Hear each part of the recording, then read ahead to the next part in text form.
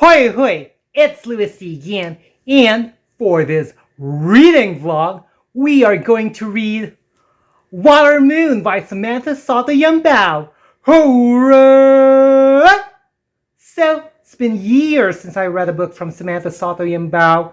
It was Love and Gravity, and I have like a quick review of it, and I read it in 2018, I believe. Yep, I got the year correctly.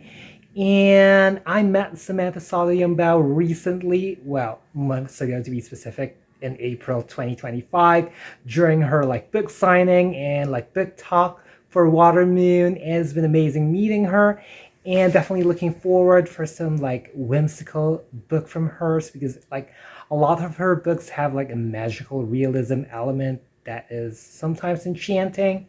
So yeah, definitely looking forward to that. I've heard about like this deal, so like a pawn shop, and definitely eager to what I would feel, about the narratives, and definitely eager to know about what this book is really about. Like, what are the scenes that are going to happen? Like, what is this pawn shop about? And I wonder if it will make me contemplate about things, because from what I'm hearing, based on like the things that people like say about this book, it's like I thought like I might contemplate about things. So yeah. Well, either way, whether it's going to be thought provoking or not, we'll see if it will unleash things out of me to make it a great book. And so far, I've enjoyed a couple of her works. I've read Before Ever After and Love and Gravity. So yeah, without further ado, let us begin, and I'll catch you folks later. Whoa!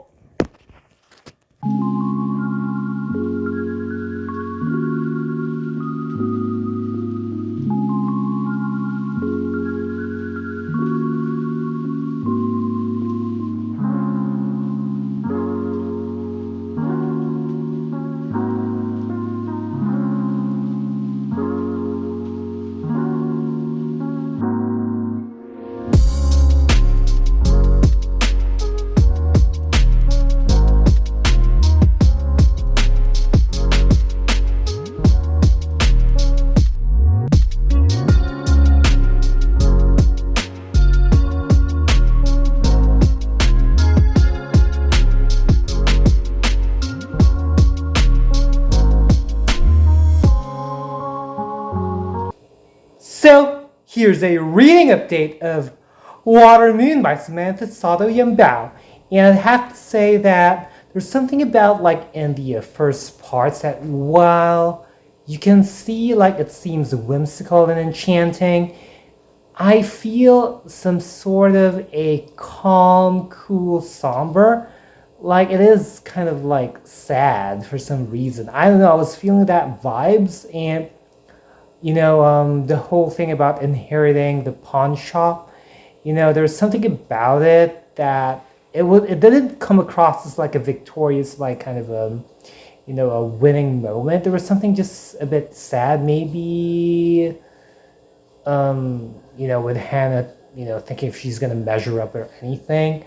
I love the whole thing that it talks about, like what regret are you willing to like give up. That's a very interesting concept. When I heard about this during like the book talk with Samantha Sotto Yambao and SM Aura, I thought that the concept was kind of interesting, the whole like pawn shop thing, and then kind of like it became more vivid to me when I'm already reading the book. Like, some people visit the pawn shop at the time of their need, but Keishin is kind of different. He offered help instead of like him seeking help. But I do think that maybe there's something in the story that's gonna probably make it more clear on why. I don't know. I was just like thinking about it, and there's something about like what happened to, or basically like Hannah's father disappearing. It's kind of like bringing you into some sort of adventure, which I'm seated, and I'm definitely looking forward to what's going to happen.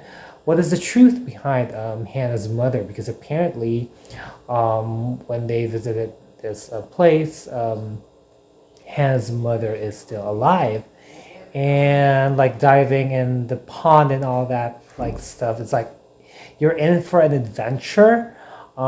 It's like kind of like, it wasn't too like the actions are not really intense, but there's something about it that's soothing. I think maybe that's kind of like the vibe that the book is trying to go for, the kind of fantasy that it was kind of going for, or kind of magical realism. I know that Samantha Sotto has those kind of like elements in her story. And speaking of elements, it reminds me of like, there are definitely elements of how it is with Love and Gravity, with kind of like the how the scenes were not like in some sort of a linear tangent. And it's more of like there's any flashbacks or being taken back to different stories, and it doesn't come across as like these circumstances being like pulled out of randomly, or it seems like disheveled or anything, or disorganized.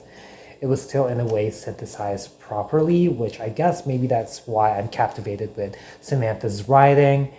And there are elements in Love and Gravity in terms of science. And if I were to ask a question to Samantha, like, do you enjoy science? Like, do you enjoy physics? I see it like in her last two books. I'm including this one in terms of the last two books. So I just wonder if, she's interested in terms of science, because I can feel, and I think that there's fascination and inspiration from science here, with how Caitian's thoughts about like time and space, basically like the things that the characters were going through, kind of like it wasn't something that was just random. I believe that they kind of like make sense to the overall narrative, probably about like what they've thought about life is. And definitely like there's some nuggets of wisdom here. So that's a cool thing about this one. So I'm more than 100 pages done, and I'm kind of already in the second part. So I'll catch folks later. Whoa! Here's a reading update of Water Moon by Samantha Sotto. Now, I've read more than 200 pages, and so far, like the little love with, or rather between Caitian and Hannah is very, the way that it was depicted, it is gonna like either you're gonna like it or probably not. I know, it was done well.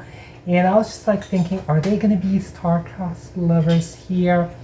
And also, what I caught up upon, in the past pages that I read would be the things about regret, the choices that people make. It's going to make you think about that, as well as time, because it does deal a lot with time, like buying time, exchanging time, and how like certain differences, such as minutes or even seconds, can like change everything. Just kind of like how one person would be a little bit late and how they were safe, kind of like made me think about the recent events that happened, about like how people survived like a plane crash and all that stuff.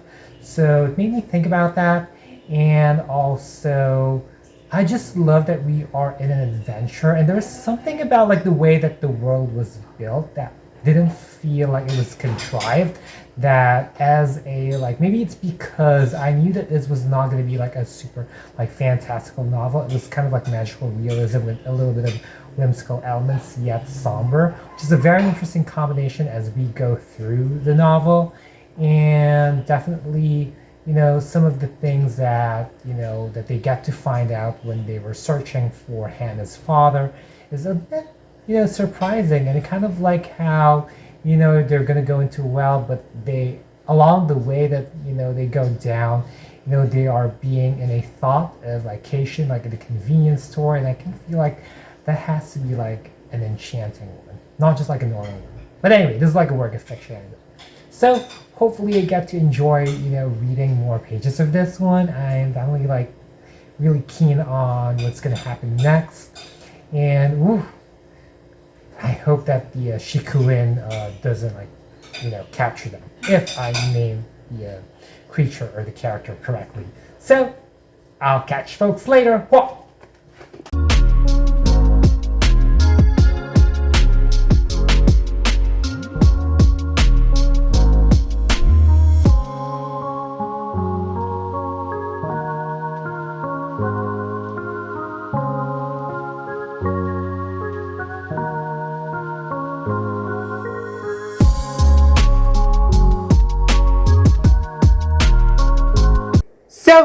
another reading update of Water Moon by Samantha Sotto Yambao, and I'm nearly 300 pages done.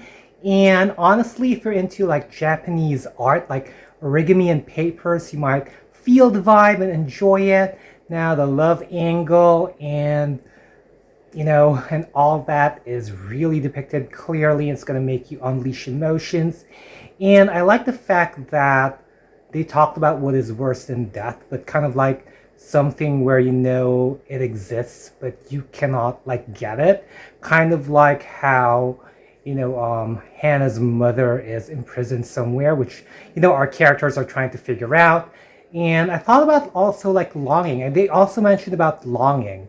Longing can give you a bit of that agony of like, you know that it exists, but you cannot have it. It made me think about that. I think it was kind of mentioned anyway in the book. But yeah, and so far, like the games, like the Night Bazaar and all the places they're going through where they're encountering challenges, I was a bit seated, especially that dice game where, Keishin was like trying to play with some chance, game of chance. So I was really seated about that. I was nervous for like the situation, honestly. And hopefully we can get more answers about like where's Hannah's parents and what is really the truth. And it makes you think about like memories and like what actually exists, reality, and all that stuff.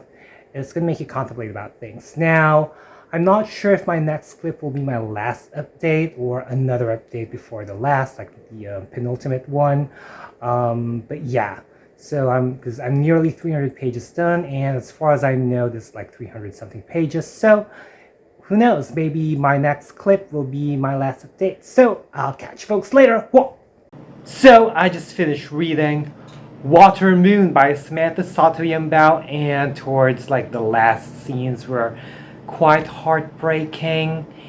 I've said like even if this has some enchanting vibes, it is quite somber, and you can feel like the sadness, but that's kind of like, I guess, the good thing about books, and that's to me effective media, as I always say in my videos on my channel. If it unleashes emotions out of you, whether it is happiness or sadness or maybe even indifference at its point, like feeling numb, and yeah, you folks pretty know what I mean, hopefully. But yeah, I love how it talks about relationships, what is real, sacrifices, being honest, and is that did everything that they go through was real? Can they get it back? And yes, kind of like the reunions that happen here. It's just they were heartwarming. They would make you feel like like that. Like, oh, it had like some sort of cozy feels. Not sure if I'm articulating myself clearly, but that's what I felt when I was reading this one. And yeah, I definitely say that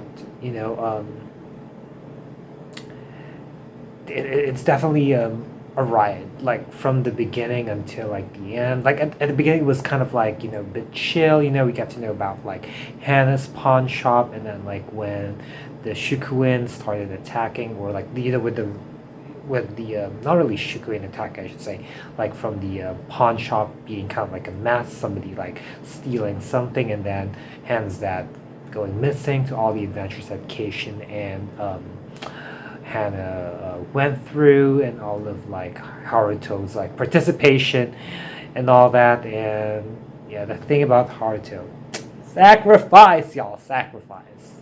Gosh, I had a lot of feels with this book. It's definitely more thought-provoking compared to the other books written by Samantha Sotto Yambao, although they were pretty good. There were parts where there were a bit of disconnect, and it was quite like complicated, but I was later able to be back at the narrative, and I was able to understand it later on. So, and for some reason, this is like with Love and Gravity, I enjoyed that one. and probably the storytelling was a little bit more vivid, but this one had a lot of emotions unleashed out of me. It had a lot of profound thoughts. So I'm giving this book 4.5 out of 5 stars. Feel free to comment down below your thoughts about Water and Moon by Samantha Sotto Yambao if you have read it, but just please be cautious for those who are going to be watching this vlog without, or who has not read Water and Moon by Samantha Sotto Yambao, or if this reading vlog motivated you to read Water and Moon by Samantha Sotto Yambao. And if you've made it this far, leave like this emoji where there's this guy or girl or person running to the left. So I hope you folks enjoyed this video. If you did, be sure to give it a thumbs up. Also click that subscribe button and hit that little bell icon somewhere down there to keep yourselves posted about my videos. I'll also put down links and handles of my social media accounts, so feel free to check me out and follow me there and support me there as well. As always, thank you so much for watching. Always be thankful and unleash the reader in you. Bye y'all!